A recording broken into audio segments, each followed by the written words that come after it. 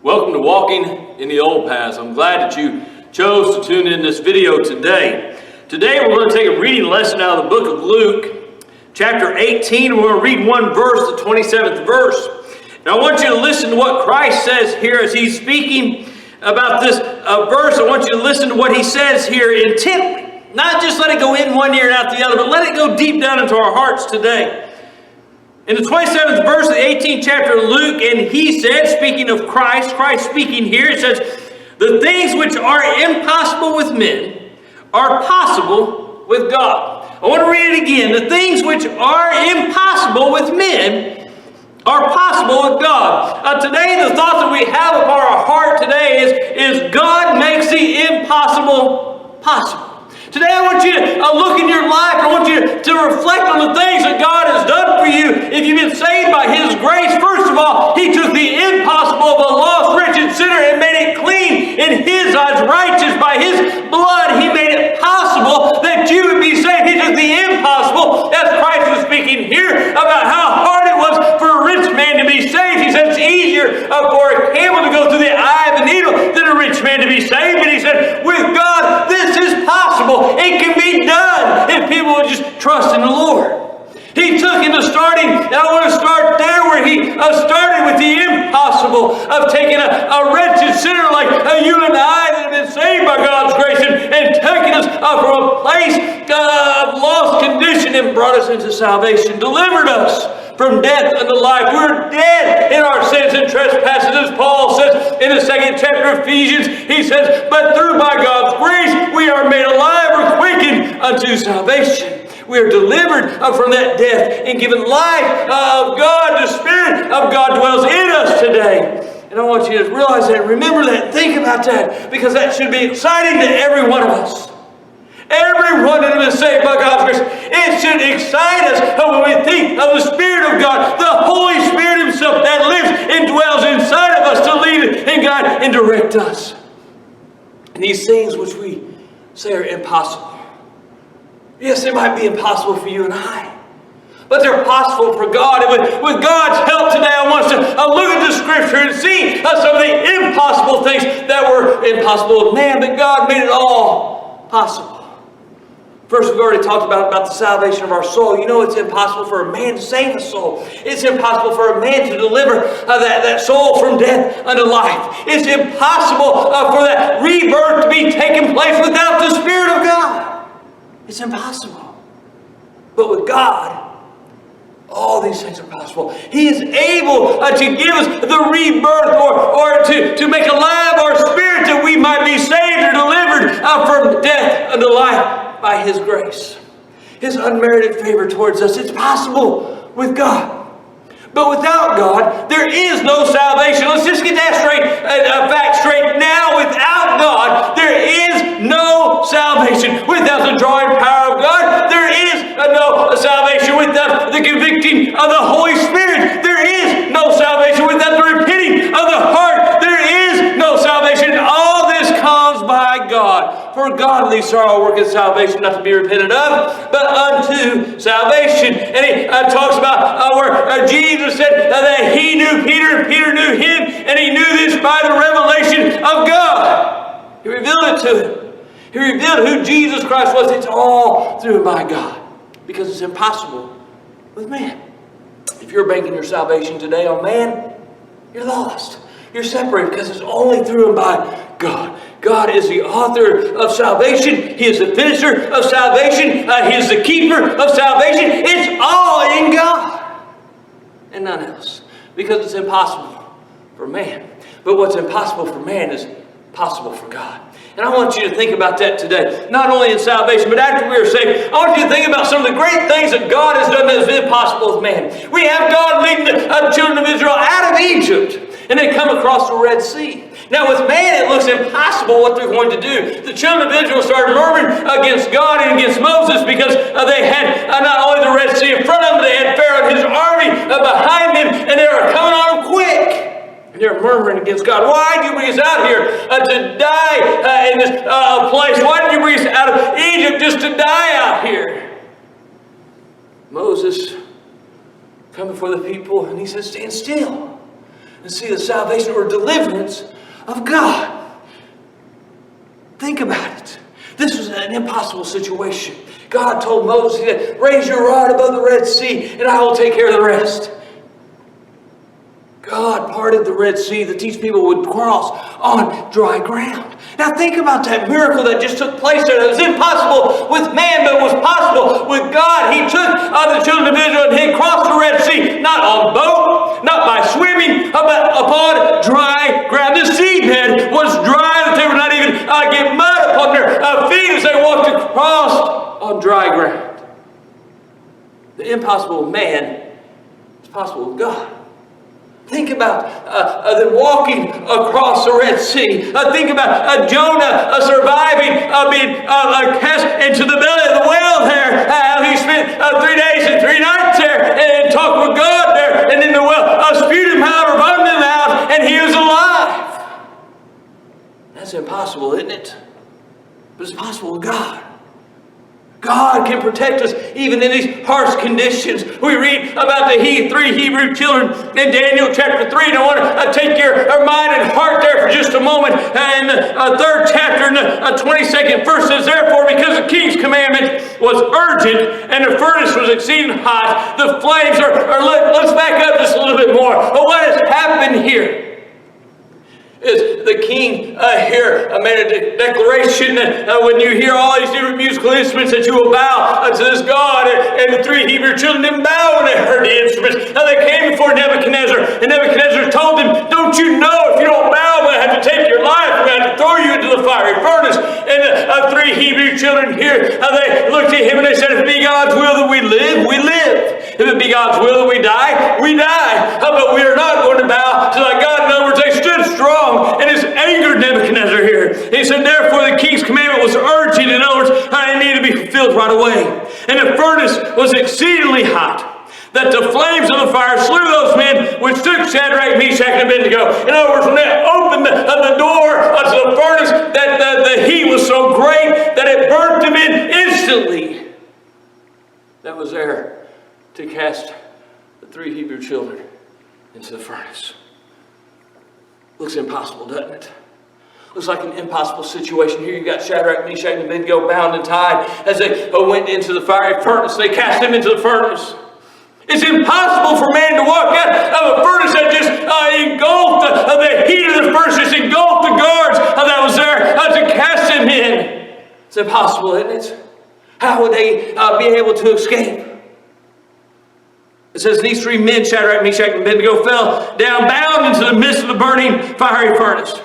Then Nebuchadnezzar, the king, was astonished and rose up in haste and spake and said unto his counselors, did we not cast 3 men bound into the midst of the fire? They answered and said unto the king, true, O king. Or in other words, yes, we did. What are you thinking? Yes, you know we did. You just seen us do it.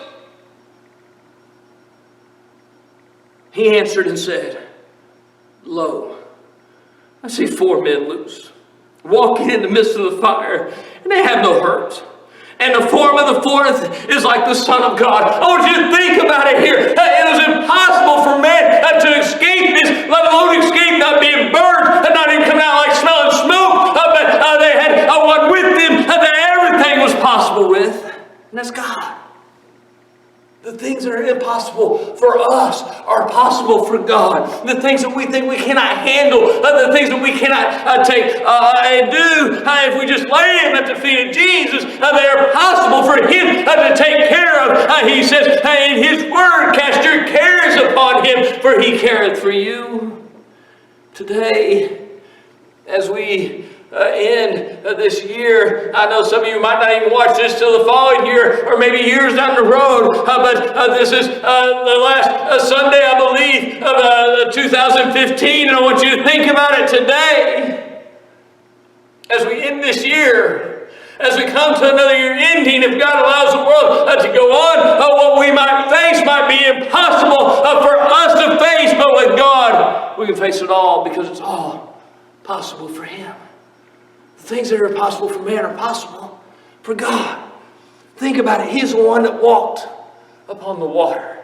Not in the water, not treaded or waded in the water, but he walked on the water as they were on the boat there. The Bible says that Jesus came to them walking upon the water. And I believe it was Peter. I said, Lord, if it be thou, bid me come unto thee. And Jesus said, come. So Peter stepped out on the water. You see, it's impossible for man to step out and walk upon the water. If you step out in water, you're going to sink. Go try it. If you step and try to walk upon the water, you're going to sink down into the water. You're either going to sink above your head or you're going to sink till you hit the ground. One of the two. But you're going to sink. You're too heavy for the water to hold you. You're going to sink down into it. You can't just walk on it. But the Bible said that Peter stepped out. Why? Because with man it is impossible, but with God all things are possible. I hope this clicks with you today as it's starting to click even more with me, even here today. With God, all these things are possible. But there's one thing that has to be done on our part. We have to believe what God says, that with these things are impossible for men, that all things are possible for Him. We have to put our faith and trust in Him. Here we go again to Proverbs chapter 3. It says, trust in the Lord with all thine heart and lean unto thine own, not unto thine own understanding, but trust in the Lord. Trust in the Lord with all thine heart, lean not unto thine own understanding. The 6th verse goes on and says, in all thy ways acknowledge Him, and He will direct thy paths. So when it seems impossible for you, acknowledge God and believe that God can take these things and make them possible in your life. Now, I'm not telling you today that He's going to make you a millionaire. I'm not telling you today that He's going to give you a fine home or a fine car. But what I am going to tell you today is that when we put our faith and trust in God, that He will supply our needs. Not our wants and desires, our needs. Maybe not our physical desire to have more money or big houses or fine cars, but He will supply what we stand in need of to advance His kingdom, to put Him first, to tell lost souls about Him. You see, these things might seem impossible for us, but it's possible for God. It's possible that God can use these things for His honor and glory, that lost souls can see that He is real and that He wants to save their soul. Have you lately defeated a giant with just one stone? Oh, it seems impossible with man. It's impossible with man to defeat these giants with one stone. But God used a little lad of a boy named David to sling a sling, which is very hard to be accurate with. And when David released the stone, I believe the hand of God guided the stone right in the forehead of Goliath. And the giant fell. And the giant fell, and God delivered him into David's hands. You see, God can slay these giants that are in our lives if we just are as David and we just trust in the Lord with all our heart. And it might not totally make sense how it's going to happen, but God will take care of the rest. God is the God of possibilities in the time of impossibilities. We think it's impossible for these things to happen in our life, but they can. They can. We can spiritually walk on the water. We can spiritually slay the giants if we just trust in the one that has power to do it. That is God. He caused the blind to see. The blind man said, all I know is I once was blind and now I see. Can you do that? I can't. Doctors can't even do that. Even with the technology that they have today, they can't take a fully blind individual and give them a 20/20 sight, but Christ did without any technology. Think about it. Yes, think about it. He done it without any lasers. He done it without any cutting. He just said, you receive your sight. The words of the Lord make everything possible when they come from His mouth.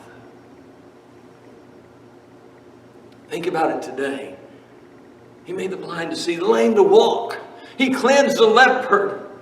Oh yes, not the spotted leopard cat, but the leprosy that covered the human body. It was so bad that no one would even want them to be around. They were cast out of the town and out of the cities. Oh, but Christ said, "Be thou clean." And the leprosy was gone.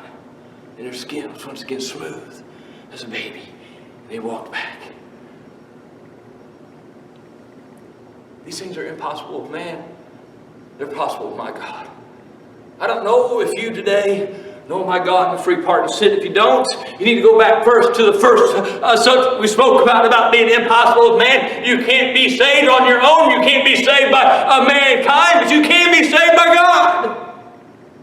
And if you know that, put your trust in His hands. You won't stand alone. You won't be alone.